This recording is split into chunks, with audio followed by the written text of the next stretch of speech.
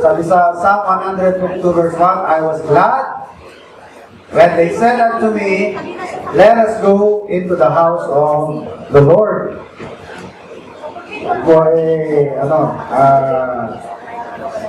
memory verse ng mga sa Sunday school, mga bata.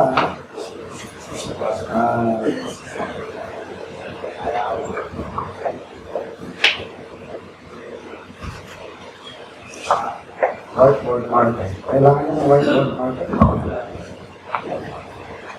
So, the children's activity is after ng whiteboard. Okay. So, sabi ni David, I was glad that they said unto me, let us go into the house of the Lord. Ang pamagat po ng ating aralin sa hapon ito is attending church services. Supposedly, ito kung lesson natin dapat kayo ng umaga sa ating Sunday school. Pero, naisip ko po na maganda matapos ng diretsyo, yung lesson kanina, at baka hindi rin maka-attend yung iba para napapakinggan nila po. So, sinwitch natin, So, ito po ang ating aaralin ngayon. Attending church services. Paano ba ang pag-attend? Ito naman yan, pag-aaralan pa natin. So, meron po mga dapat tayong malaman kung sa bagay na yan. Hindi ko lang mahamari kung kailan nagsimula yung tawag ng service. Alam niyo ba history niya? Tinawag na service. Alam mo may service, funeral, funeral service, home service. Pero nakasanayan na natin itong ating gawain. Every time na nagagather tayo, natawag natin na service, prayer meeting service, meron tayong worship service, or church service. So wala, nasanayan na lang din natin, Ang idea, through this exercise, we do God a service, but in all actuality, it's actually God is doing us a service, right? Ang Diyos mismo nagse-service sa atin habang naririto tayo. Pero pagka natin tayo ng mga worship services, sometimes we get the notion na, nakapaglingkod ako sa Panginoon sa araw na ito. Nakapaglingkod o kapaglingkuran ka ng Panginoon. Sabi nga, the greatest servant is God Himself. So there's nothing wrong about being a servant. Yan po ay marangal na gawain, marangal na trabaho. Dahil God Himself is the greatest servant of all. Sabi niya, I did not come to be served, but to serve. Hindi ako naparito para paglingkuran, kundi upang paglingkod. Alala niya, sinabi niya sa kanya mga alagad, naparito ako para paglingkod, hindi upang paglingkuran. Okay? So, wala pong masama na tayo po ay nakakapaglingkod sa ating kapwa. So, every time there is church service, although nasa isipan natin, nagsaserve tayo sa Panginoon, but actually it is God who is ministering to our needs. At po naglilingkod sa atin. At sa totoo lang, nakakailangan tayo ng spiritual upliftment. Ilang araw lamang tayo na nawala sa panambahan. Ewan po, kung ilan sa atin nagbubukas sa ating Biblia during the week. Meron ba? We make it a habit to open up your Bibles, study His Word, and try to listen as God talks to you through His Word. Inaalam ba natin yung gusto niyang maniwatig sa akin? So, meron bang gumagawa pa niyan sa atin? Or we simply wait for the next service? Natay na lang po natin kung kailan yung next service bago tayo makakapag-aaral ulit ng salita ng Panginoon. Okay? So, kaya during the week, during the weekdays na wala pa yung service, ano po ang kapiling natin? Ano yung saan tayo na-expose? Expose tayo sa mga maling mga philosophies. Diba? We are being bombarded by worldly philosophies. Lalo ng media, napakalakas niyan. Merong ano yan,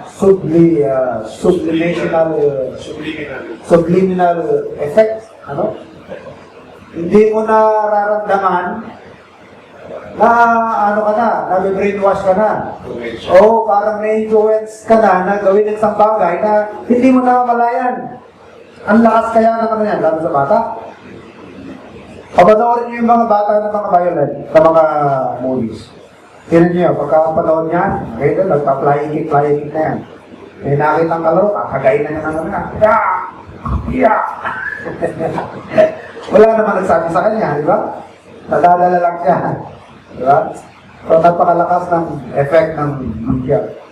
Tapos, nadadala ko yung mga relative basis na pinapanood yung yung tomboy, beauty queen, na tomboy, beauty queen. Tapos, nagpa-transgender. Nagpatanggal ng breast niya, nagpatanggal. Pati yung organ niya, pinapalitan niya rin. So, nagtatake na siya ng testosterone, is that right? Yung male hormone. So, nagkakabigote na siya. Pero dating beauty queen, ha? Anong message yan? Parang it's harmless. Marami naman gumagawa niya. Alam niyo ba na isa sa tourist attraction sa Thailand yan? Dahil dyan yung pinaperform yung surgery niyan eh. Kaya yung magtatagal si Bibi Gandang Hari. Hindi ko baka tapos na yun. Hindi pa.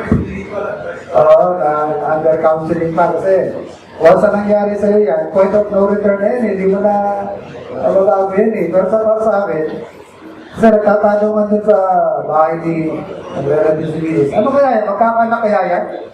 Makakabuo kaya ng anak yan? Yung mga ganyan? Nagpalagay sila ng pinatanggal ang uterus niya. Pinatanggal ang ovary. Ipapalit yung pang lalaki. Buo. At ano, magkakanak kaya yan? Palagay ko hindi. Kasi nagtatamper ka na sa creation eh. Diba? Tinatamper mo na eh. Abnormal na yan eh. Ano? Pero ano po ang message na pinapakita niya? Kaya sabi niyo, ako tapusin yan, balisan ko po. Sabi ng Bible, thou art of a purer eyes than to behold evil. Ayaw po ng Panginoon mga ganyan, ano? Kaya yung mga ayaw ng Panginoon na tingnan natin, huwag natin tingnan. Kaya hindi ako na liligayahan panoorin yung mga homosexuals, ano? Mga lifestyle. Pero yung effect niya, yung mga bata na maliit pa, pinag-iipunan na ng magulang. So, tuwa-tuwa sila na ang anak nila ay, matagdagan ako ng anak na babae. Ayun yan, pinag-iipunan. Bata pa, pinag-iipunan na para balang araw, pag nasa hustong gulang na, magiging babae na talaga. At yung babae na lang anak, magiging lalaki. They are changing the truth of God into a lie. Oo. Ano kayo pagboboto yun? Ano kaya yun? O mag-apply ng trabaho? Gender! Mag-iiba na rin, di ba? Pagpasok ng CR. Baka mapapasok ka rin siya sa CR ng lalaki pa rin, kahit pababae na siya, no? Siyempre, force of habit. Ano? Ginugulo nila eh. So, malaki po ang effect ng media. Okay? So, kailangan po, babantayan po natin ang ating mga anak, ang ating pamilya, kung ano yung mga nakaka-influence sa kanila. Kaya marami sa atin na nanghihina, kasi during the week, na wala kayo sa church, mostly, puro mga worldly philosophies ang binobomba sa atin. Through TV, advertisements, commercials, sa songs, di ba? Pero mga kasalanan na kapag inaad sa kanta, parang harmless eh. Parang nagiging biruan na lang. Para bang hindi siya ganun kasama-sama. Hindi siya ganun kasamang bagay kasi parang masaya naman ang mga tao sa ganyang bagay. Ano, pag dinaan sa kanta, dinaan sa biro. Yun, subliminal effect or influence sa tao. Okay? So, paano tayo uli makaka-regain, makaka-recover ng ating strength? Yun. Kailangan mo na naman ng spiritual feeding. Spiritual food. Diba? Man shall not live by bread alone, but by every word that proceedeth out of the mouth of God. So yan po nagiging pagkain ang ating kaluluwa, ang salita ng Panginoon. Huli na naman tayo itinutuwid sa ating pananaw. Namumuhi na naman tayo sa mga bagay-bagay na kinamumuhian ng Diyos. Na dati, nasisynthesize na tayo. Di ba yung araw-araw na naririnig mo, parang nagkakakalyo na yung tenga mo eh. Baga, parang namamanhit ka na sa mga bagay na yun. Araw-araw. Parang nagiging acceptable na rin sa'yo, para sa'yo. Ngayon, pag naripaso na naman sa salita ng Panginoon niya, hindi pala pwede. Sasabi ng Diyos, hindi pwede. So we will begin to hate again what God hates. Hindi natin pwedeng mahalin yung hindi minamahal ng Panginoon. At mamahalin lamang natin, i-approve lamang natin yung mga bagay-bagay na ina-approve ng Diyos. At yung mga tineturn down ng Panginoon, dapat tineturn down nila mga Kristyano. Ginajudge natin na unacceptable ito dahil hindi acceptable sa Panginoon. Di ba? So yung ating pamantayan, so yung nagiging standard natin, anong kagustuhan ng Panginoon, yun dapat ang mga gusto natin gawin. At yung mga ayaw niya, yun dapat na hindi natin gawin. No? Kahit ang mundo, gusto na yun, di ba? Hindi sila dapat nag-dictate, hindi mundo ang mag-dictate sa atin. Kundi ang absolute word of God. Salita ng Panginoon. So, church attendance is very important. And to a believer, it is a very important subject. Pero sa unsaved, mukhang di pa yata itong issue para sa isang liman ng palataya. Kasi, medyo out of place. Kasi para saan ba ang church attendance? Is it for the unsaved? Talagay nyo, ang church gathering, itong mga pagtitipon regularly for Sunday. Para kanino ba talaga ito? Supposed to be. Diba? It is supposed to be for believers. Okay, para sa mga napalataya for the purpose of worship and learning. Talagang originally, itong intention niya ng gathering ng mga anak ng Panginoon to edify one another. How do we edify one another? Through our fellowship and through listening to the preaching of the Word of God. So kung meron tayong mga kasama mga answer na gusto sumama sa magsimba, incidental na lamang yan. Ngayon na lamang po nangyayari na lumalabas tayo, pinupush natin sa mga answer na punta kayo sa Sunday at parapakin kayo ng preaching of the Word of God, ng Gospel. Actually, mga late development na yun. Wala naman akong nakikita masama dyan, pero kapag hindi natin nabalanse yan, baka mawala tayo sa tamang direksyon. Ang mangyayari, puro unsaved na yung focus natin. Supposed to be, our focus is worship. We end up entertaining the unsaved instead of worshiping God. Parati na natin iisipin, ano ba yung makaka-attract sa unsaved? Ano ba yung magugustuhan ng mga unsaved? Ang focus natin, kailangan gawin natin yung worship service natin na acceptable sa mga unsaved. Yung hindi sila ma-out of place, yung hindi sila... wala na po ang focus, mga kapatid. Nasa-sidetrack tayo. This is intended, supposed to be for our worship of God, which is for believers, for our learning and edification. Wala namang masama kung meron po mga attend, pero incidental na lamang yung nasa-isel. Kasi kapag ka nawala tayo dyan, mga kapatid, mukhang mawawala tayo sa balance. Ano? We will end up what? Entertaining the world instead of worshiping God. Ang ating ministry, mauwi na lamang sa kaiisip ng kaiisip, ano ba nakaka-appeal sa bisita? Ano ba nakaka-appeal?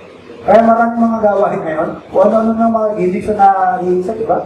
Andyan yung mga uso pa ng streamer, yung mga tela na tinatalin din sa kalye.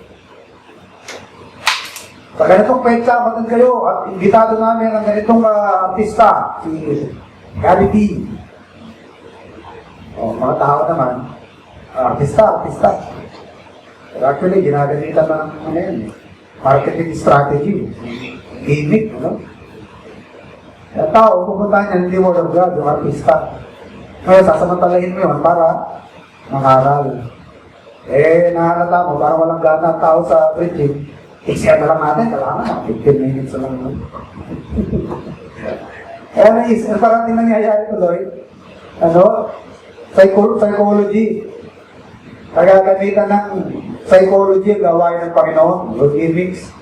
What would appeal? Ano yung appealing sa unsaved? Ano yung appealing sa mga unbelievers? Kaya tuloy, bandang ulit, dahil sa mali ang emphasis ng gawain, instead of devoting the time for the worship of God, we are thinking of ways to reach the soul, to reach the unsaved. Wala namang masama about reaching the unsaved, pero the time to do that is when we go out on saturation. Right? Ang time para gawin yan, kapag wala na tayo sa church, we go out into the world at nakikipag-usap about the gospel sa lahat ng mga makakausap natin as opportunity will allow. Pero yung time during Sunday, yan talaga para sa worship ng Panginoon. Pero kapag nawala na tayo sa balanse, kailangan bumalik sila sa linggo, kailangan merong bagay na nakakapagpabalik sa kanila dito. Kailangan gandahan natin ang natin. Kailangan fully air condition. Wala, masama dyan. Kaya walang ginagawa para maging mabenta yung simbahan. Mali po yun. Sana ginagawa natin yan para mas presko yung pakikinig natin ng Word of God. Alala ko during those days, early days ng mga sa Christian. 10th panahon, parachute. Nakakita na kami ng worship service, nasa ilalim na ng parachute. Pagkata na ganyan. Okay pa nga yung tolda Kapag-kapag pa pero parachute, ano yan? Payong. Parang tela lang yata ng payong yun manipis lang yun parachute. Pero, nakakatuwa ng araw, talagang attending ng mga tao. Alala isang pastor na sobrang bigay na ng preaching. Biglang tumalsik ang mosquito, buti nahabol na. Pag sigaw niya, tumalsik, nahabol niya, tasalo niya, sabay balik. Alala niyo ba yun? Nangyayari po yan, pero mga tao ng araw, ganado. Ganado sa pag-preach, ganado sa pakikinig. Pero ngayon, ano na po nangyayari? Ang church gathering, parang na lang. Small talk na lang, pep talk. Ang dami ko ano ng mga ginagawa. Malaking part of the time devoted sa kung ano mga bagay. Pagdating na preaching of the Word of God, wala na. 10 minutes na lang, 15 minutes na lang. Kasi yun ang gusto ng mga tao Yun ang nagugustuhan. Hindi ko sana ganun, Tandaan po natin, at dapat iniisip ng nangangaral, kung ano yung kailangan nilang marinig, hindi kung ano yung gustong mapakinggan. Alam mo ba yun? Kailangan na ibibigay sa tao, yung dapat nilang mapakinggan. Yung dapat nilang marinig, hindi yung kung ano yung gusto nilang mapakinggan. Kung ang isipin natin, yung gustong mapakinggan ng tao, pag mag-Mark Velarde na lang tayo. Diba? At ang tao, wala yatang negative na gusto ng marinig dahil puro negative na nangyayari sa buhay. Gusto niya mapakinggan, puro positibo. Gusto niya ba para kuminhawan yung buhay? Gusto niya bang yumaman? Ay, balik na rin ninyo yung mga payong. At saluhin natin ang pagpapala ng Panginoon, lumundag tayo ng 3 ulit. Ang gusto makabrod na, iwalay-iway ang mga passport. At sa kalooban ni Lord. Pero bago yung umuwi, bumili kayo ng panyo. Ano yung panyo, di ba? May panyo binili. 1 million yung kapatid, 20 million agad. Walang kahirap-hirap. 20 million. Ganon ba kasimple Christianity? Walang banggitan ng mga negatibong buhay, puro positibo. Healing, pagyaman. Di ba? Healing of relationship, healing of sickness. Sino maayaw dyan? Kaya hindi nakakapagtaka na yung kanyang mga gawain. Yan po, dinudumog ngayon. Tumingin kayo sa mga TV, sa mga nag-preach, mga nag-evangelize sa TV. Sinudumog ng mga tao yan. Pero pakinggan niyo yung mga sinasabi niya. Ano puro bola lang, mga pambola. Puro lang mga tungkol sa pagyaman, prosperity, ganyan. Pero makinig naman kayo sa preaching ng Panginoon sa Bible. The generation of vipers. Preaching ni John the Baptist. Who warned you? Lumalapit na nga, tinataboy pa niya eh. Who warned you to flee from the wrath to come. Bring therefore fruit worthy of repentance or meat of repentance. Diba? Hindi niya binobola-bola mga tao. Hindi niya kailangan ng pangbobola ng tao. Ano? Sabi nga ni Nicodemus, thou art a teacher who is from God. You are really a rabbi. Eh, hindi siya in-entertain ng Panginoon. Sabi niya, except you are born again, you cannot see the kingdom of God. Ang layo ng topic ng Panginoon eh. Ang sinasabi sa kanya ni Nicodemus eh, alam mong galing ka sa Panginoon because nobody can do the things that you do except you are from God. Para pag sinabi na pogi-pogi mo, tapos sabi mo, pag hindi ka na saved, impyerno ka. Yan ang sagot ng Panginoon. Ano? Hindi niya kailangan ng papuri ng tao. Ito? That is why when the Lord began a hard preaching, yung 5,000 na pinakain niya, andun lang dahil kumakain, pero nung nangaral ng Panginoon, I am the bread of life. Pag hindi ninyo ako kinain, hindi kayo magkakaroon ng bahagi sa Ama. Hindi nila malulok-mulok yun. When the Lord preached of His deity, nagturo sa Kristo na siya'y Diyos, hindi nila malulok. Nung tinuro niya ang kanyang pre-existence, sabi niya, before Abraham was, I am. Nai-stumble sila doon. Sabi nila, wala ka mga 50 anyos. Ano nangyari yan? Hindi nila matanggap ang pagka-Diyos ng ating Panginoon ko. Sabi nila, tao ka, you make yourself equal with God. You cannot accept that. Ay, preaching ng Panginoon, dinudumog ba yan? Ilalayasan siya. Hanggang sa ilan ang matira. Ang natira sa kanyang pangangarap, yung kanyang original na 12 apostoles. Eh, pati sila, tinanong ang Panginoon, kayo, baka gusto nyo rin malis. Malis na rin kayo, baka gusto nyo, iwan ako. Magot si Pedro, sabi ni Pedro, thou hast the word of life, kanina kami pupunta. Nasa inyo ang salita ng buhay. Diba? Kung gusto po natin mapapakinggan ang mga tunay na pangangarap ng Ebanghelyo, hindi ho yan yung pangangarap na appealing sa tao. Hindi yan makaka-attract sa tao. Nasasaktan ng tao dyan. Naalala ko yung mga preaching nito eh. Kilala niyo ba yung Jonathan Edwards? Yung nag-preach ng sinners in the hands of the angry God. Punong-puno yung football stadium yata yun. At sa tablado, ang dami yung mga pastors, mga speakers din.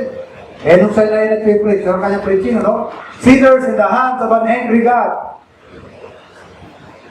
Sabi niyo po sa internet yung preaching nun, nakakakilabot yung preaching. Kahit yung mga pastor na nasa tablado eh, humahagul-gulo ng iyak eh. Alam, pinangangaral niya kung gaano ka-terrible. How terrible God is. Hindi makatigil yung mga pastor na nasa tablado, kahit sila nagre-react. Sabi nila, brother, God is also a God of mercy. Brother, He said God is also a God of mercy. Kasi talaga pinakita ni Jonathan Edwards na hindi natin pwedeng biru-biruin ng Diyos. Wala ka kumpara sa Diyos. Anytime na nag-decide ang Panginoon na mamatay ka at mapunta ka sa dagat-dagat ka apoy, wala kang magagawa. The only thing that suspends your life or that separates you from life and death is a slender thread like that of a spider web. Na any moment may be snapped. That's how frail life is. Ganun karupok ang buhay ng tao. At walang makakapagligtas sa atin sa kamay ng isang galit na Diyos. You know? Hindi binobola-bola ang mga tao ng araw sa kanilang pangangaral. Ngayon na lamang po, yung preaching na puro bola-bola. Ngayon na lamang yun. Kaya yun kung gusto nating preaching, ayun, mangyayari sa atin, chopa ako, at bola-bola. Mga Kristiyanong walang tindig. At nakapakinig na ganitong mga harap, maganda yan ang sinasabi nito May narinig namang kontra, parang maganda rin Lahat na pwede. Sabi ng Bible, dapat po tayo maging grounded and rooted in the truth. So that from henceforth, we are no more what? We are no more children, being tossed to and fro by every sleight of man, and cunning craftiness by wherein they lie in wait. Hindi tayo basta-basta masusway sa kung anong hangin ng aral, kung anong narinig mong aral, nadadala ka agad. Alam nyo ba na maraming baptist ngayon nai-involve na rin sa tinatawag na EGR. Si Brother Luisito, wala sa rito, no? Inani niya yan. Ang siya po ay nagsabi na one time, Wednesday, he was here. Sabi niya, buti ako na nang balik sa Panginoon dahil sa isang pastor na kakilala ko. Na-invite niya ako sa EGR. Alam mo nga nito, ako, EGR? Alam ko yung EGR na yan, Ano ba yung EGR? Sa mga Pentecostal yan, Sabi ko, bakit gano'n? Di ba, baptist tayo? Basta ako, kinuha ko na lang yung mapupulot yung mabuti. Pero yung masama, hindi mo na, brother, mukhang, tagilin tayo dyan pagka liligyan natin yung pagkakataon niya. Alam niyo yung EGR, Encounter with God Retreat. Parang kursilyo naman ng mga protestante ito. Kung Katoliko, may kursilyo, may Couple for Christ. Ganon din ito. Dadali sila dyan sa San Juan. At ipunin sa isang lugar. At parang retreat ka, tahimik, sentimental, mag-preach ng mga makabagbag damdamin. Hanggang sa mamaya, meron nang nai-slay. At kilala niyo si Brother Dulce Maranito, yung nag-visitor natin dito na radio station owner sa Bicol. Ang tatay nun, pastor. Founder ng founder siya ng Baptist Convention sa Masbate. About 300 pastors ang member ng group na yan. Isang araw, nabalitaan ng tatay niya, 60% of the group, medyo, umihiwalay na sa panindigan ng Baptist, biglang na-stroke yung tatay. Hindi kami ganyan dati. Pati yung anak niyang pastor, dadadala na rin. Kaya yung anak niyang bunso, Brother Dulce, yun yung nanindigan, pero bago na nandigan niya, napapasama na rin siya dyan sa EGR. Ngayon, during the EGR, pag mag-close na, ipapalabas yung The Passion of the Christ. And then, bibigyan ng tigi-tigi isang concrete nail, yung lahat ng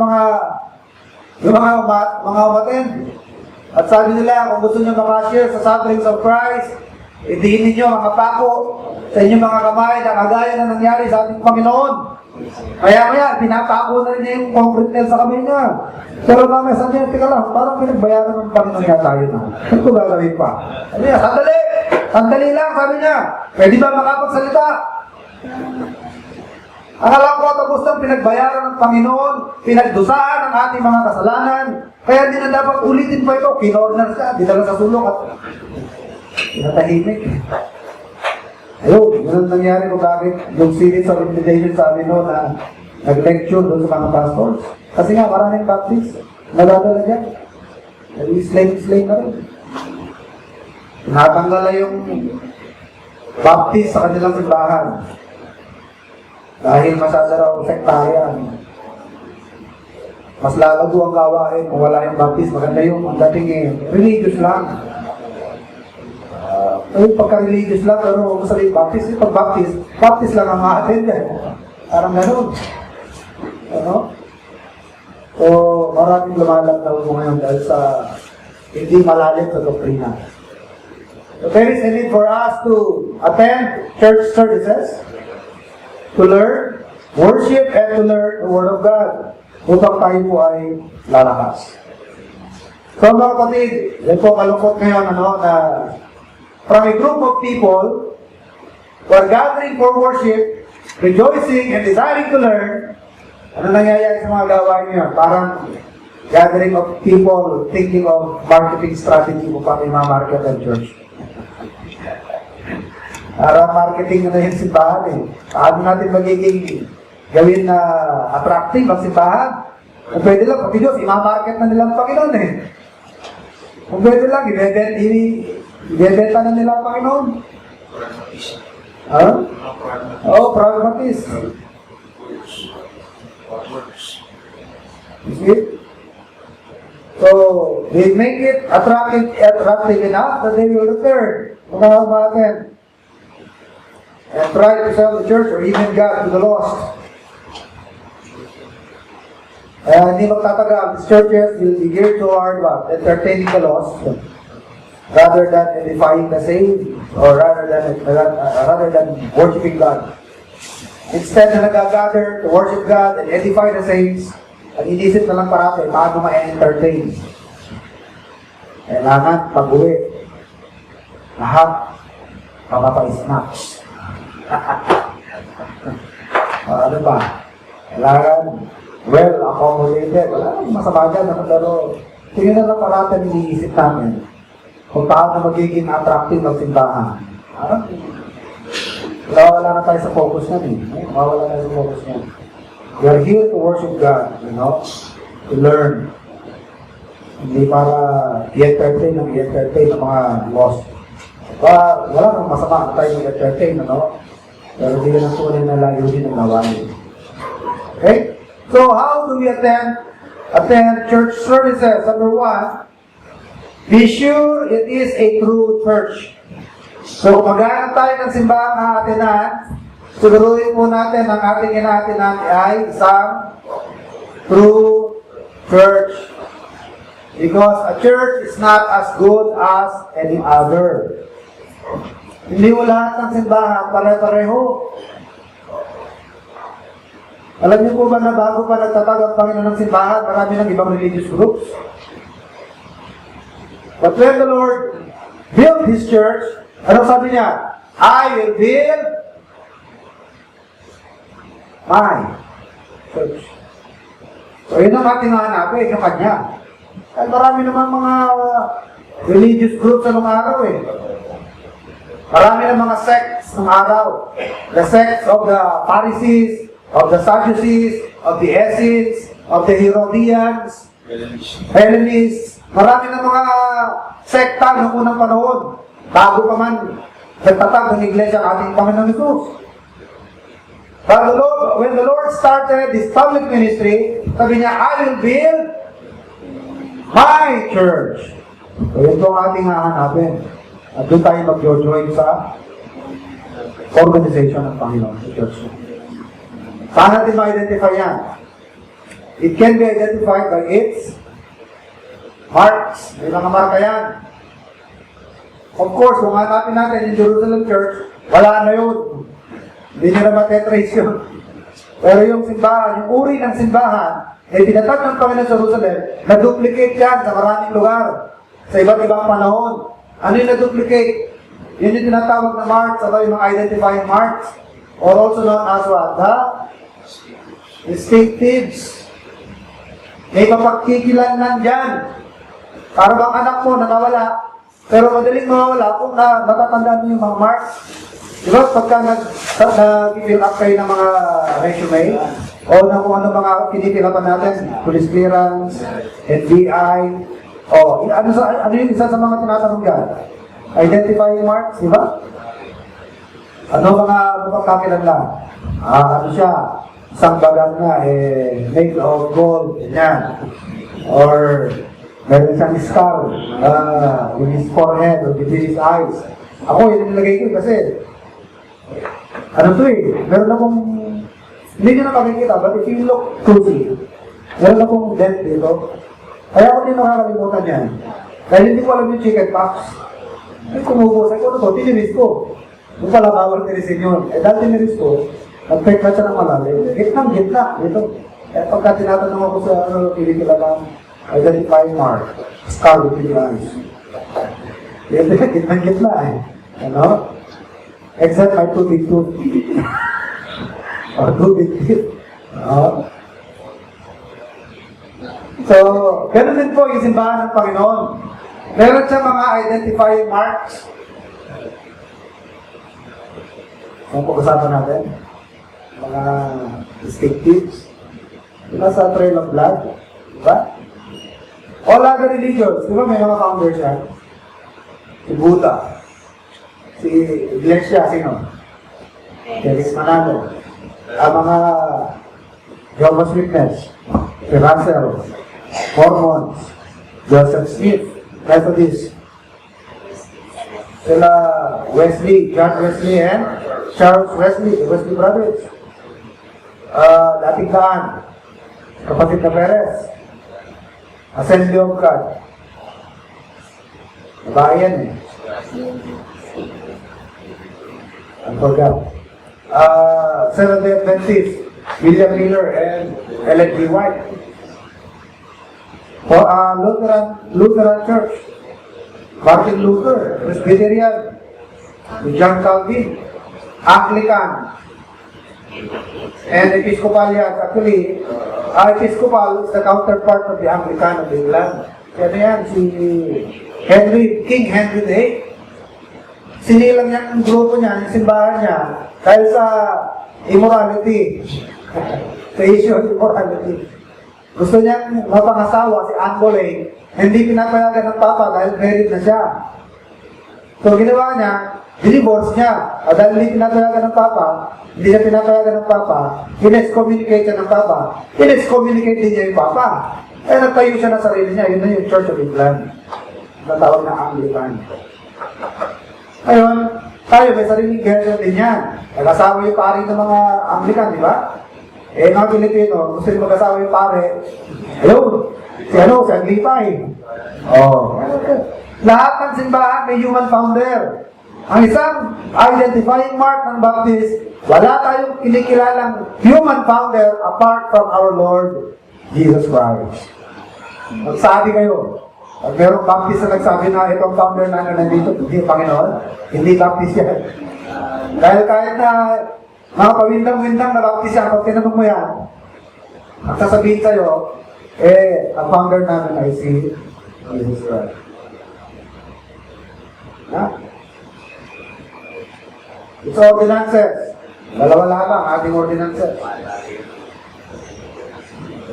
2. Baptism and Lord's Supper.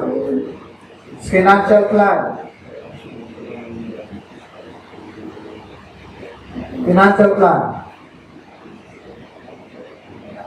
Tithes and offerings. So yan, sa mga pagkakilala natin. Hindi tayo yung grupo na nagpapabingo. Hindi tayo yung grupo na anong mga gimmicks para mag-raise ng funds. Alala ko, one time, nakaruling namin. Pastor yung kinaruling namin. Kasi may project kami na building. Nagkaalit yung pastor, nagkano, sabi niya, ang gawain ng Diyos, tinutustusan niya ng tithes and offerings, hindi ng karuling. Kaya buhay na kayo. Hindi karuling ang pinagtutusto sa gawain ng Panginoon. Tithes and offerings yan. Ano naman, di ba? Hindi naman nagbasa sa Biblia eh. Bring all the tithe into the storehouse, that there may be meat in mine house, or sufficiency in mine house. As every man has he purposes in his heart, so let him give, not grudgingly, nor of necessity, because God loveth a cheerful giver. So an offering, tithes and offerings. Wala nang iba. Ano po bang iba? Wala na. Ano po? Rule of faith. Ano yung pinagbabatayan natin ang ating rule of faith and practice? Wala na. Bible lang. Unlike other religions, meron pa silang ibang authorities. Authority pa nila ang Papa. Pag nagsalita ang Papa, equal pa rin ang Bible. Sa atin, wala na. Bible lamang ang basihan ng ating paniniwala at basihan ng ating mga ginagawa. Mga pinapractice. Practice sa simbahan, practice sa pamumuhay, ang authority natin, o basis ng authority natin ay Word of God lang, Bible lang. Ano pa? Officers of the church. Dalawa lamang. Officers. pastor, and deacon. Wala tayong archbishop, wala tayong cardinal, wala tayong presbytery, group of presbytery. Presbyterianism yan. Ano pa? Autonomy. Isang identifying mark natin is autonomy or independence. Autonomy of the local church. Hindi tayo under ng isang ng isang hierarchy. Hindi tayo under ng kung anong organization. Bawat church is independent in itself. Autonomy of the local church. Alam niyo po ba yan? Hindi tayo answerable. Hindi tayo accountable kanino mang simbahan. Unless you are still under a mission status. Pag mission pa rin pa ang status ng isang gawain, siyempre under supervision pa siya ng Mother Church, under pa siya ng Mother Church, pero the moment na organize yan, dependent na yan. Hindi na pwedeng pinakikialaman yan. Kahit magwala pa yung simbahan na yun, kahit daughter church mo, pero pag nagwala yun, wala ka nang magagawa doon. The best thing that you can do is what? You cut your fellowship with that church, you will be your daughter church. Pero as far as their government is concerned, wala ka nang magagawa kasi independent yun. Wala ka nang saklaw doon. Eh, ibang simbahan. Ako, pagka hindi ka nagustuhan ng hindi ka pinuno, ng samahan. Ito, natalo sa debate, papuro ng ulo. Yun yun, sa Mindanao. Destin na yan sa Mindanao. Nagpatalo sa debate. Parati kang talo sa debate. Tapatabong ka sa mga malalaking lugar. Wala kang magawa, dahil yung sabi ng pamunuan. Pero nagtitikta sa kanila na nakatataas. Sa atin, our head is none other than the Lord Jesus Christ. And each church is independent. Natanong ko yan, isang latay, no? Ano ba sistema nyo? Tapos sa atin, bawat simbahan, independent siya. Kapag sineset out, ang isang missionary, hanggang hindi pa niya na-organize, under siya, accountable siya sa nag-send out. Pero the moment na na-organize sila, ano na yun, meron sa sarili mahalak din lang sa simbahan. Ganun ba yun? Ano yan Methodist, tatanong sa Methodist. Kasi sila, 2 years lang, i-destino ka, 2 years. After 2 years, i-destino ka na naman. Ganun ang sistema nila. Nahihirapan siya. No? Sa method, nahihirapan ng method. Okay. So be sure it is a what? It is a true church. How would you know the church of the Lord? Sabi niya, I will build my church. Meron siyang identifying marks. So isang pinakamagandang method, malaman niyo na simbahan ng Panginoon niya. Yung kanyang you call that? Historical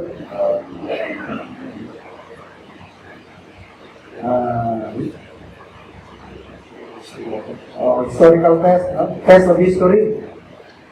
Ita-test mo yan. Teka muna. Ang Panginoon nagtayo ng simbahan somewhere 1826. Test nga natin historically yung origin ng simbahan na ito. Ang Katoliko, kailan mo nagsimula yan? 313. Ang Protestante, kailan? Ano yan? 15? Mga 1532. Oo, mga Lutheran, mga Presbyterian. Mga ganun din, mga 1530s, mga 1531. Yung mga Jehovah's Witness, 1800s. Wala, bagsak. Bakit? Ang layo na nahabulin nila, 1826. How could they qualify? Right?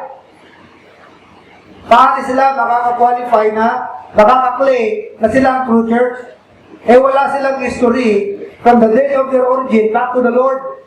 Samantalang yung tinatag ni Christ, from His time to present, there is what? Unbroken Unbroken line of succession. Unbroken yan. Kaya kung nasabing unbroken yan, kaya yan ang promise ng Panginoon. The gate of hell shall not prevail against it. And I am with you always until the end of the age. And the farthest that we can go is AD 313, mga Katoliko. Pero even at that, they are still more than 200 years short to qualify and to claim that they are the true church of the Lord Jesus Christ. Sa doctrines, bagsak. Sa history, bagsak din. Historical elimination. Hindi sila po pwede. Late na late sila eh. Pero ang mga Baptist, pag tinatanong, kailan kayo nag-originate? Nung panahon ng Panginoong Jesus. Pag tanong kayo ng Baptist na nagsasabi ng date na maliban sa panahon ng Panginoong Jesus, hindi mga tunay na Baptist yan.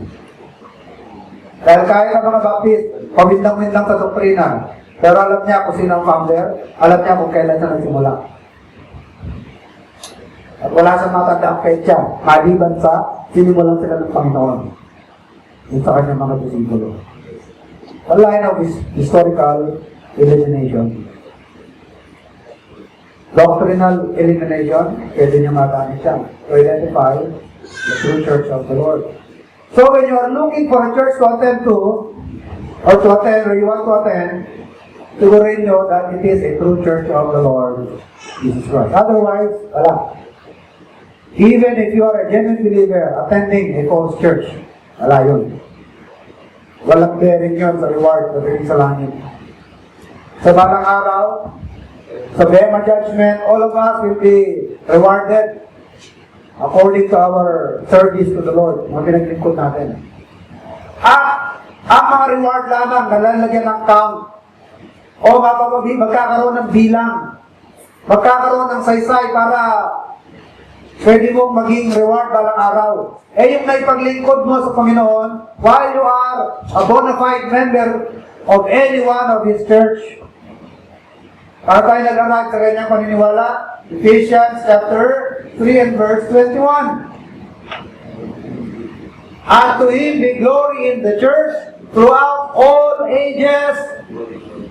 Hindi lamang during His age, hindi lamang during apostolic age, hindi lamang during the dark age, but in all ages up to this age, 2013, it's only through His church that the Lord receives glory.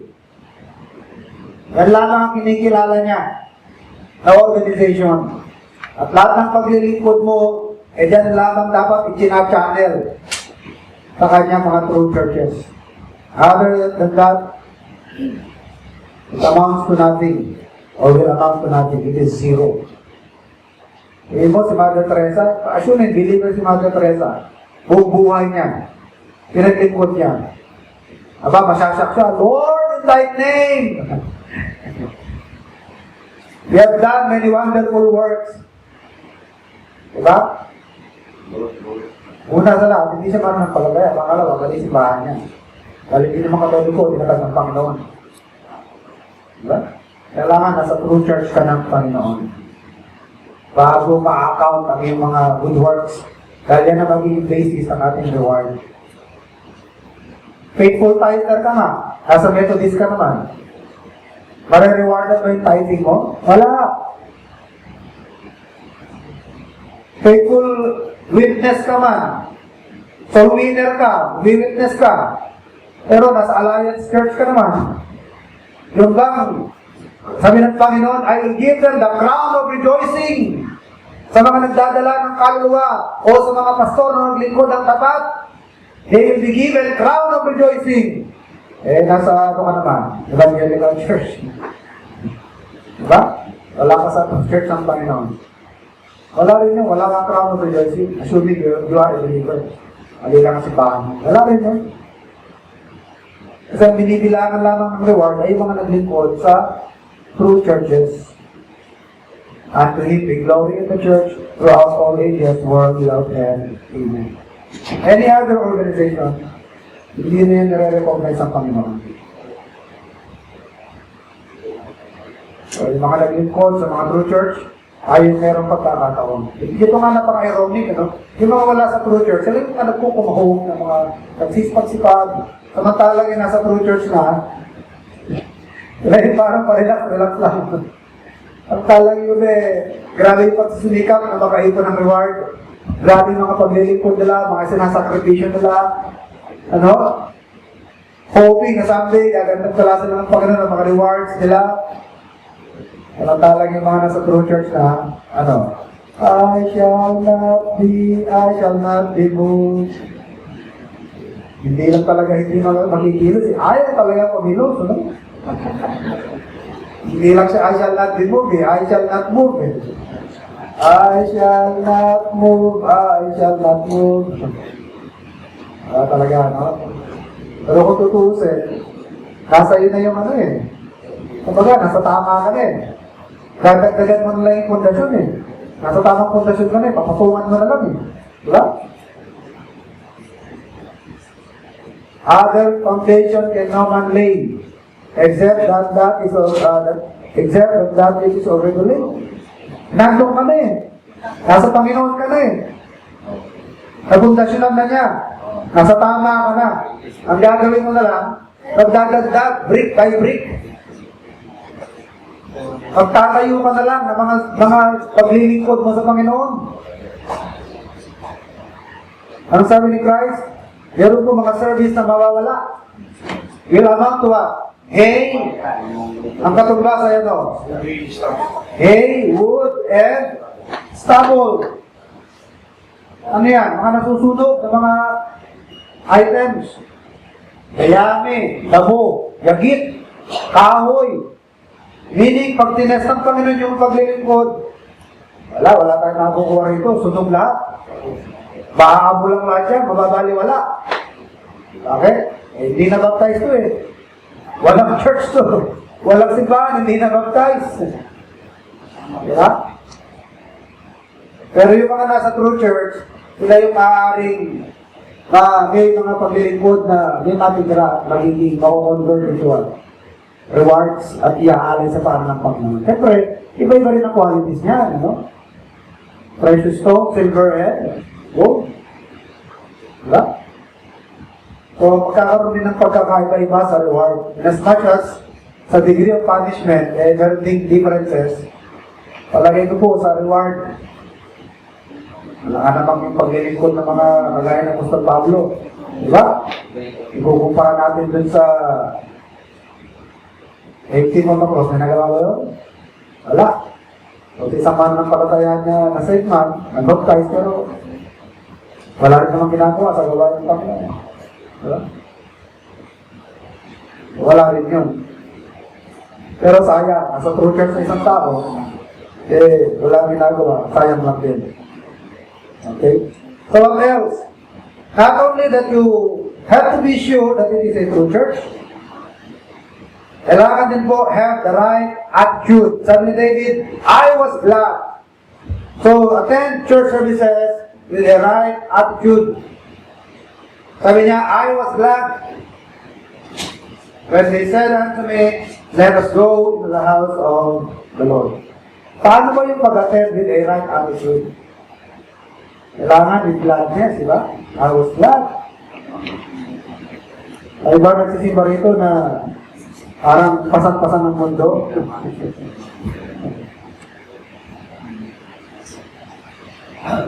Be sure to have a right attitude. Sabi ni David, I was glad. So, do not look for reasons not to attend. Do not look for excuses. Alala ko yung kinakanta ng mga bata last week Grumbling song. Grumble song, grumbling song. Grumble song na tayo.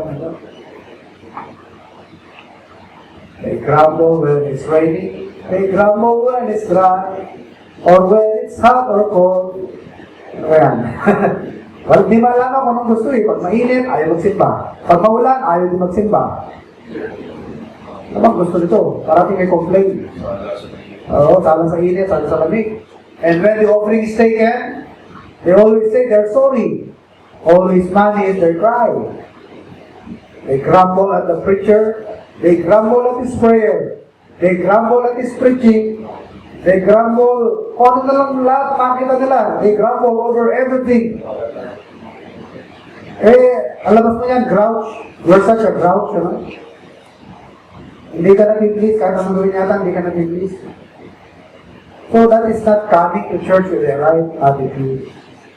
Kasi hindi naman tayo nag-attend para pagsilbihan tayo eh. Ano? O, dito na ako. No, pakainin na ako. Dito na ako. Ano? Of course, in effect, nasa-serve tayo ng Panginoon. Pero, we come here, kaya nga nagpupunta for worship. Diba? Mag-worship. Hindi yung, ano tayo, fault finder. Maghanap ng anong fault. Okay? So come with the right attitude.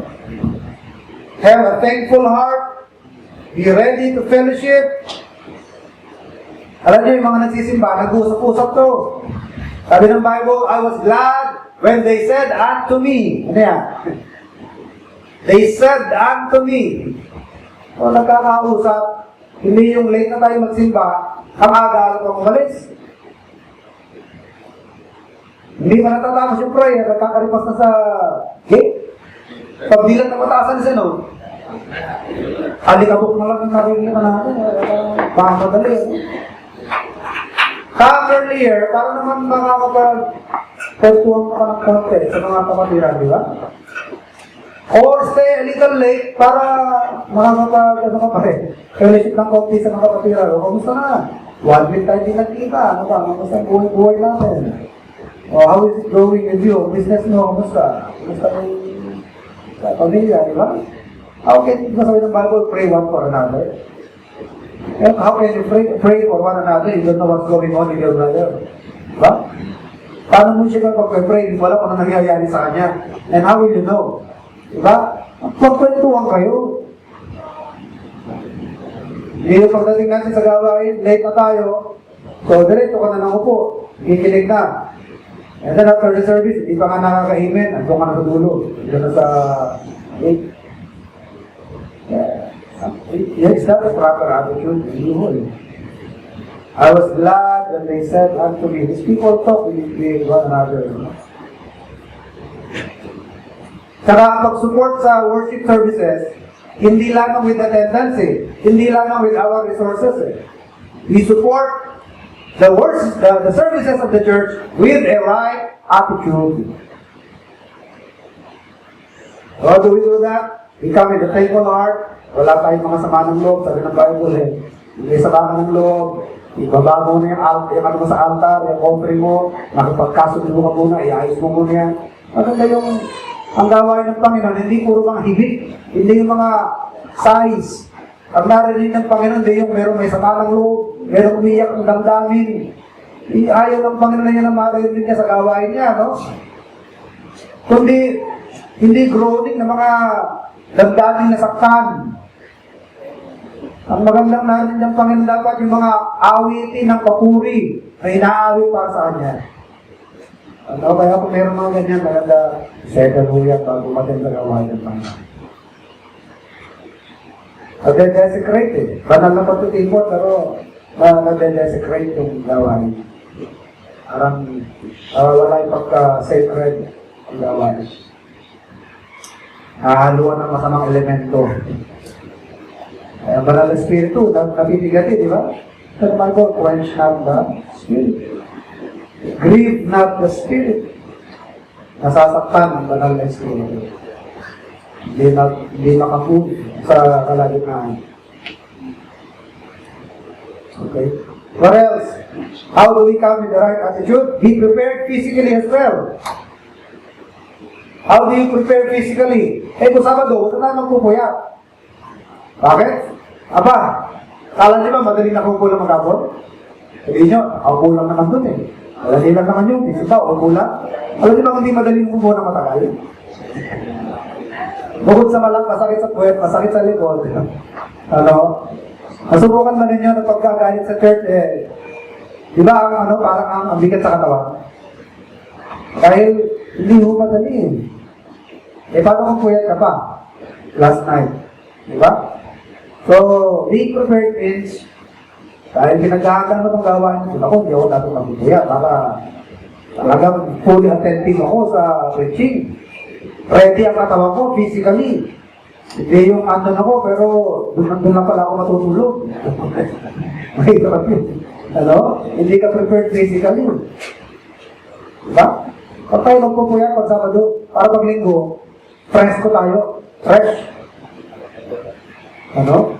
Saka, how do we prepare physically? Mag-dress up din tayo ng proper. Ano? Dress up according to the occasion. As much as possible, we wear our Sunday best. Hindi naman tayo nanliliit dito kung hindi yung standard na ina-expect natin, ano? Especially kung bagong mano ng palataya o visto. Pero sa atin po na nakakaintindi na, sa mga matatagal na, service to ng Panginoon eh.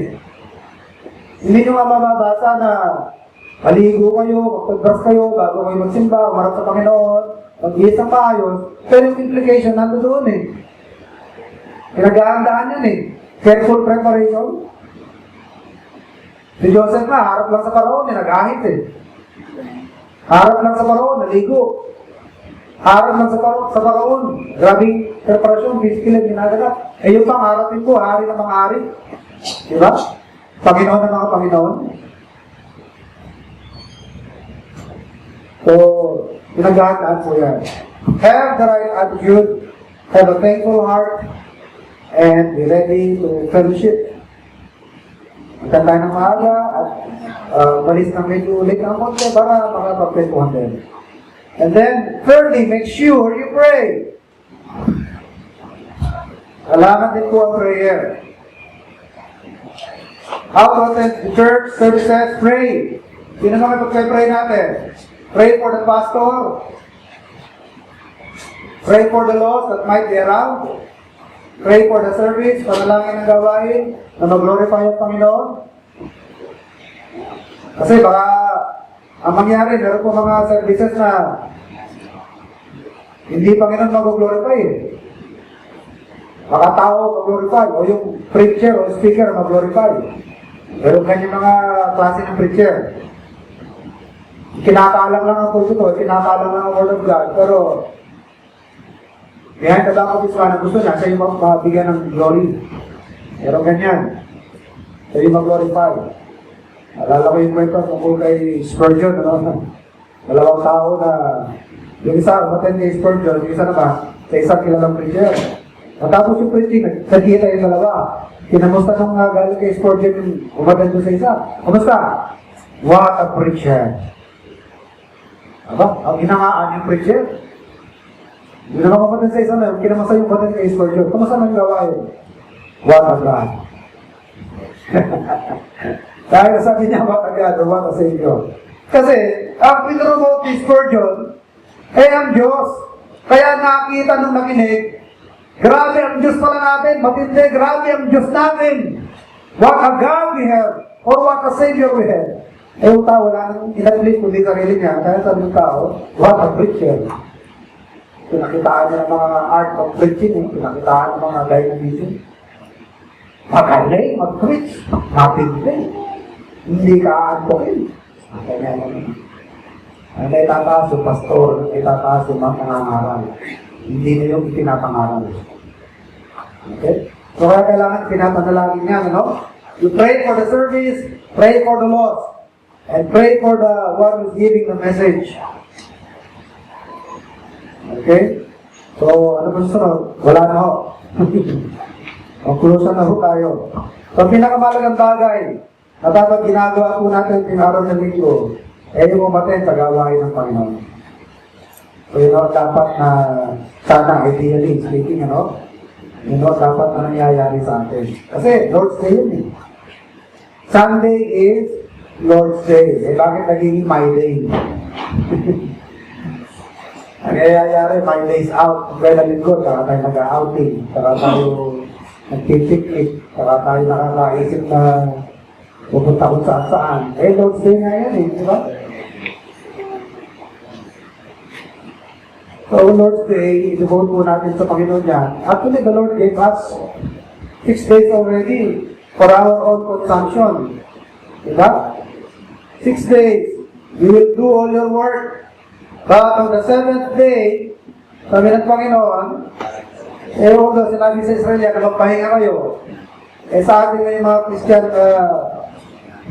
itong present time natin, sa New Testament, ang kaya nila binubukod yung 7th day na yan, ang pinakapahinga, yan ang kanilang day of worship. Sa ating kapanahonan ngayon, ang araw ng pagsama po natin is what? First day. Bakit first day? First day is Sunday. Kaya bakit Sunday natin itinatawag ang ating day of worship? In commemoration of the Lord's resurrection. And not only that, according to biblical pattern.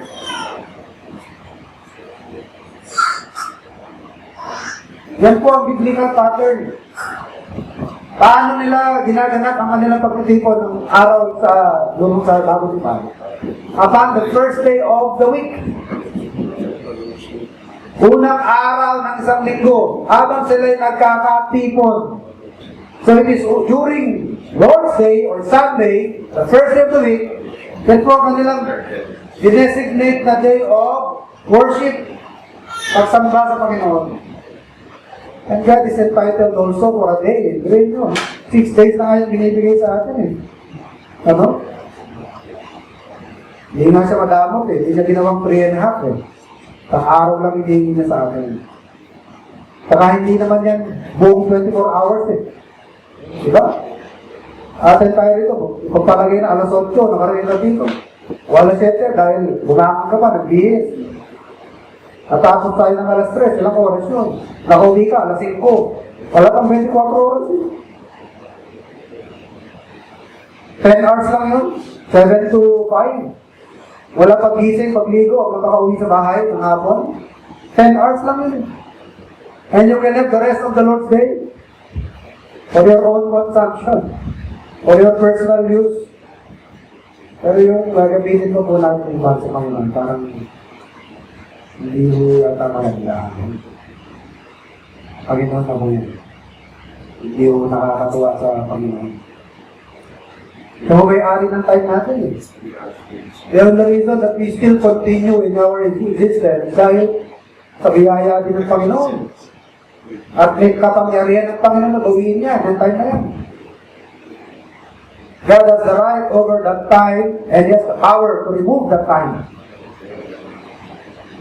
Kung ano yung nire-require niya para sa kanya, makita po na mag-ibigay niyo ba. And we should, that when we come to services, we come with the right attitude. Hindi yung naghahanap tayo kung anong mali, nag-aawain, ano yung natutulong natin. We pray for the lost, we pray for the one who's giving the message, we pray for the message, we pray for the whole service, na glorify the Panginoon. Make sure na prepared din tayo physically. Kumain tayo para hindi ka nang iniisip natin na nagsaservice tayo eh, kumakalamsip mura ang iniisip natin. O maaari lang, maiwasan. Huwag tayo nagkukwentuhan during service. Huwag din palagas-lagas. Ano? Gawain naman ng Panginoon eh. Diba? Kung maiwasan lang yung mayat-maya, lumalagas, nakakadistract yun eh. So, pakikinig. Bigay natin yung ating undivided attention sa pagkinig ng salita ng Panginoon. Alam niyo po, during Old Testament time, hindi ko ganyan. The people keep silent. And they give attendance to the service. They give attention, they give their time. And we also need to respect the other people who are there, who are attentively listening. Hindi tayo maging makadistract sa kanila. That's the way to attend your services. Full attention. Hindi yung nandito tayo, pero we are thinking of something else. Our mind is going somewhere. Bukin niyo sa mag-asawa yan. Kasama kayo, bodily, pero kinakausap mo, ha? Ano? Ang sabi mo? Parating gano'n? Diyan nga kayo. 1 inch away. Dikit na dikit na kayo, pero pag-isip, parating malayo. Nakatuwa kayo, nakasama. Nakaka-affect yun, di ba? So, year and year so far. Kanta ba yun? Yung meron ka na. So, year and yet so far. Ang lapit-lapit, pero parang ang layo-layo. Where are you? Nasaan ka na? Eh, gawin niyo sa Panginoon yan. Nandito kayo sa gawain ng Panginoon, pero isip niya wala sa Panginoon. Diba? We are here for the Lord. Service ng Panginoon ko, pero isip ko wala sa Panginoon. Diba? Hindi matutuwa. Sa mag-asawa ka, hindi nakakatuwa yun eh. Diba? Hindi yun nakakatawa. Kaya, i-apply din po natin same courtesy with our Lord. Gawain niyo po ito. Sabihin natin yung attention natin sa Kanya. Kaya lamang yung ating isipin. Okay, tayo dito kayo. Tayo din magbukas natin pa naman. Nakilala namin Diyos, mga baging Ama. Salamat po Ama sa palahalan sa salita. Patawag Ama sa aking mga nagkukulang. Ang galing kaisipan, ang tayo mga gawa. Nawa po mabigyan na kami at turuan sa tamang paglakad. Tamang pamumuhay ng Kristiyan. Kabagan po kami ang lahat, sa binibigyan, sa muling pagbalik namin sa aming mga tahanan, mga piniligtas, at sa pagbalik sa kanya-kanyang mga gawain, bigyan niyo po ang ng katalinungan sa magtatrabaho, proteksyon sa mga pagbibiyahe. Kaya po magpala pa sa mga gagawin pa sa araw na ito, lalo-lalo sa mga mga pag-sabi na maya, kaya po ang mga usap, sa lahat ng nakakapakinig, kaya po ang sa hindi naman pakikibakas ang lipatak ito, natin na ang bawat isa, hindi isa ng tukso. Ginawa po Ama ng kalakasan, ang mga karamdaman sa aming mga kapatid, ang mga pinanghihinaan sa kanilang pananampalataya, hindi po Ama ng pag-iwan. Lahat po Ama yung nilagit, at pinasasalamatan, ang alaalang sa kanilang pangalan ng Panginoon Jesus. Panghapon po, kami ang natin ang bawat isa.